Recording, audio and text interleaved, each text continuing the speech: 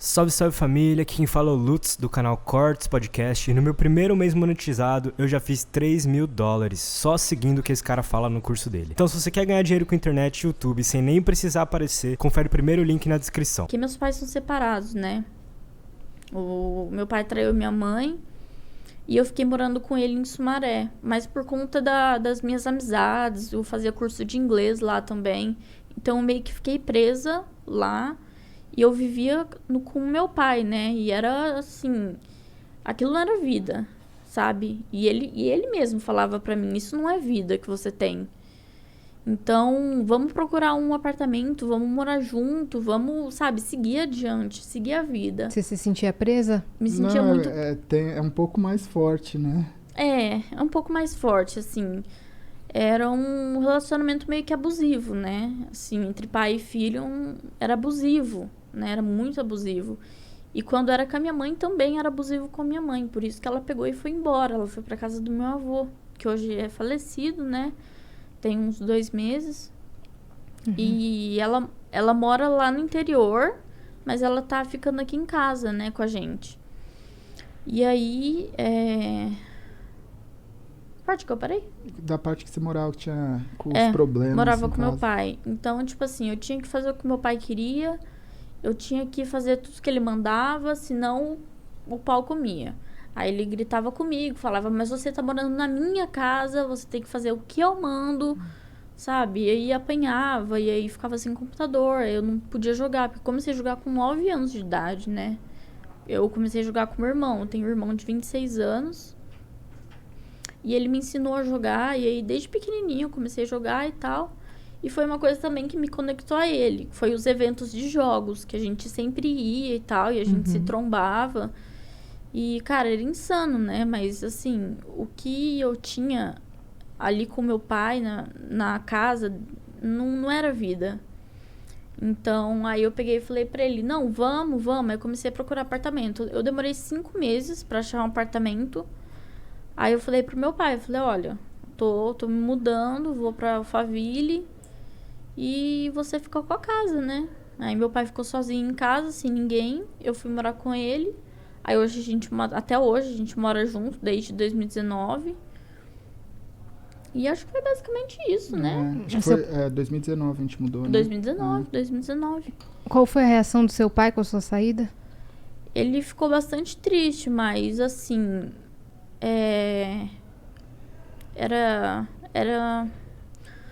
Não tinha comparação, assim, a tristeza dele com a minha. Sabe? O que eu sentia e o que ele sentia. Então, eu acho, assim, que infelizmente o meu pai, ele é uma pessoa digna de dó. Porque ele fez muito mal pra mim, pra minha mãe, pro meu irmão. Ele me batia muito, ele batia muito no meu irmão. Ele tratava de forma agressiva minha mãe, né? E eu e meu irmão crescia vendo isso, esses tipos de abuso, né? Porque abuso não é só abuso sexual, tem abuso psicológico, verbal, então. E a gente foi crescendo vendo isso, né? E o meu pai sempre humilhando minha mãe, humilhando a gente. E a gente meio que cresceu assim, né? E eu precisei amadurecer muito cedo, então desde nova eu já entendo um pouco das coisas, do mundo, como que era, como que funcionava. E pra mim foi bem difícil, né? Porque relacionamento pra mim nenhum dava certo, era sempre traição. Aí não podia confiar em amigo, porque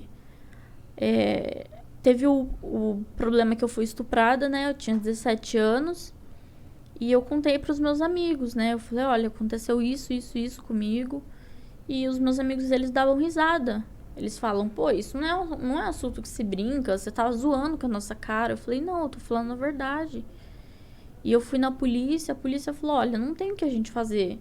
Aí, tipo, ninguém queria nada com nada, ninguém queria me ajudar, eu não tive apoio de amigo. Não deram importância, assim. Minha mãe só chorava, meu pai colocava a culpa na minha mãe, meu irmão falava que era mentira. E eu não tive, assim, não tive um acolhimento, né? A palavra certa, assim, um acolhimento. Então, eu meio que vivi isso sozinha. Então, foi muito difícil pra mim. Eu precisei amadurecer muito cedo e falar, não, eu vou passar por isso. E eu não passei por psicólogo, não passei por psiquiatra, não passei por nada. Eu fui no médico, fiz os exames, tomei muito remédio. Assim, eu quase morri nessa época. Porque eu tomei um negócio que chama coquetel, que são vários remédios. E um deles me deu reação, que é a amoxicilina. E deu reação no meu corpo inteiro e eu tive início de uma parada cardíaca, né? Meu Deus. Então, minha mãe só chorava, ela não conseguia falar comigo. E assim, pra pedir pra me levar no hospital, eu tinha que pedir pra minha vizinha. Porque minha mãe não tinha condição, meu pai não tinha condição, sabe? E aí eu meio que fui enfrentando as coisas sozinhas, até eu conhecer ele, né? E a gente compartilhar dessas histórias junto, da gente se acolher, da gente se entender e saber lidar, sabe? Quando um tá com dor, quando o outro tá se sentindo mal, a gente sabe o que fazer, né? Porque a gente passou por isso junto. A nossa história bate muito uma com a outra, né? E Então, a dor que ele sente, você já conhece. sim, e a dor que eu sinto, ele conhece. Então meio que encaixa assim mesmo, sabe? E assim, quando eu escolhi gostar dele, eu falei assim, olha, eu vou ficar com você. Quando ele comprou o anel, a gente não namorou, a gente noivou. A gente pulou a parte do namoro. Entendi. Então, vocês se conheceram, decidiram que vocês iam começar a ficar e depois foi noivado, não Porque foi namoro. foi uma coisa muito intensa, foi uma coisa muito forte que a gente sentiu um pelo outro. E ele foi e comprou aliança de noivado. E ele falou assim, você quer ser minha noiva? Eu falei, quero. Tipo, ali eu já escolhi a pessoa que eu queria casar, a pessoa que eu queria pro resto da minha vida. Né? Então, até hoje... A gente só não casou por causa da pandemia, né? porque... Mas vai rolar. Só... Já